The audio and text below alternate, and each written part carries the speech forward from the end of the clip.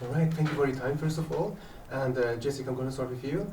Obviously, your character has had very bad experiences as a teenage girl who have had like a huge impact on her future life as a mom, but also as a woman in general. And I was wondering, because we all go through stuff in life, but obviously some people are a little bit more lucky than others. And I was wondering, whenever you have had bad experiences, either in your life or in your career as an artist, how did you make sure you don't allow these bad memories to have an impact on your future life?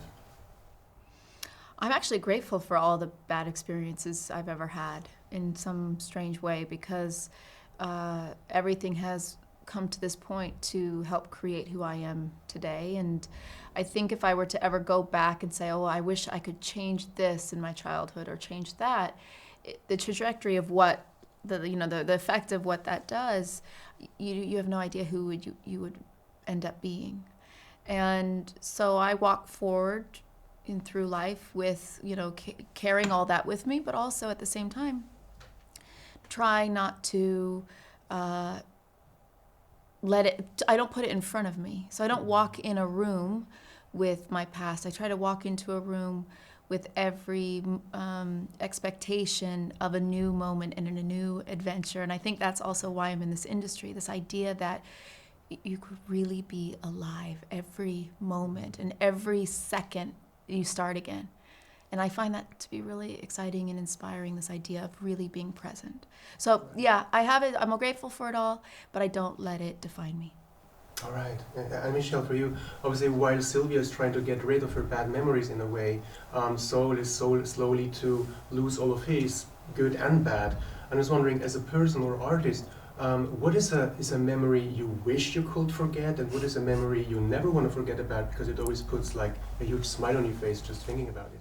I have a similar.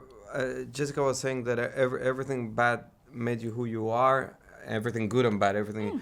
In my case, I agree on that. But I would also say that all the bad stuff I went through has been inspiration to write movies. So I would even say that sometimes I go deep into my past and try to revive painful moments or whatever just for the sake of writing. And of course, it ends up being also some sort of therapy without it being the main purpose. I'm just trying to get a good script. So no, I don't believe that happiness has to do with a perfect life. That doesn't exist anyhow. Life is, about making the best with what you find, and it's often complicated, and that's what I like about filmmaking. And I'd say some of my nicest moments of my mature life.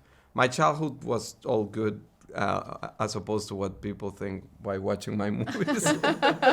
But lots of the joy comes from my work, so I'm very grateful for my job, for what I get to do. Awesome. And Jessica, very early on in the movie, your character gets told by another character, "I'm hopeless. I was hopeless. I was broken. I was lost, with no direction where I was going to go in my life."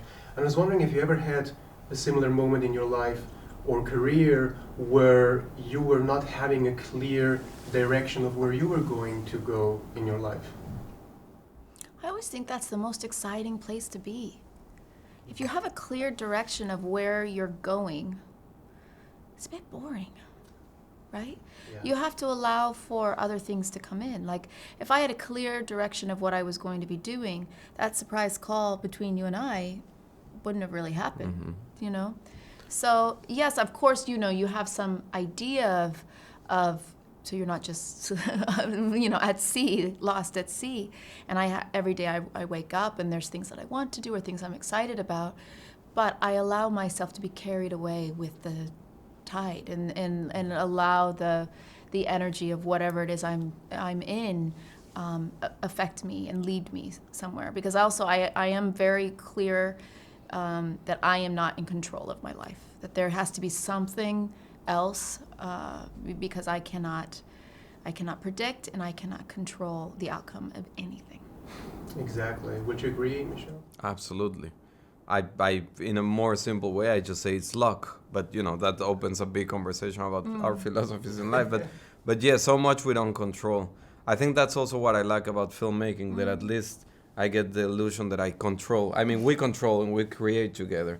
And that's part of the pleasure of doing our jobs. But then what's so beautiful about you as a filmmaker is you control it, you create it, and then we show up on set and you're like, yeah, I want to do something else. Look at that over there, or look at this. Can we use this? And you're so open to what's in front of you. And that's what makes it exciting to be on your set. And what's exciting is to do it together. Yeah. Because if I'm just, when I say controlling, I mean, you know, because I wrote it and all that, but what it's a gift to be every day on set with Jessica, with Peter Sarsgaard in this movie, with all the actors, and to let them surprise me, to be, so yeah, it's a mix. It's very similar to live filmmaking, yeah. Awesome. If you're good. Seriously, Jessica, Michel, thank you so much for your time today. It's a very deep movie, so thank you very much for going a little bit Thank deep, you. even it's a 5-minute interview. Of course. Thank you so much. much.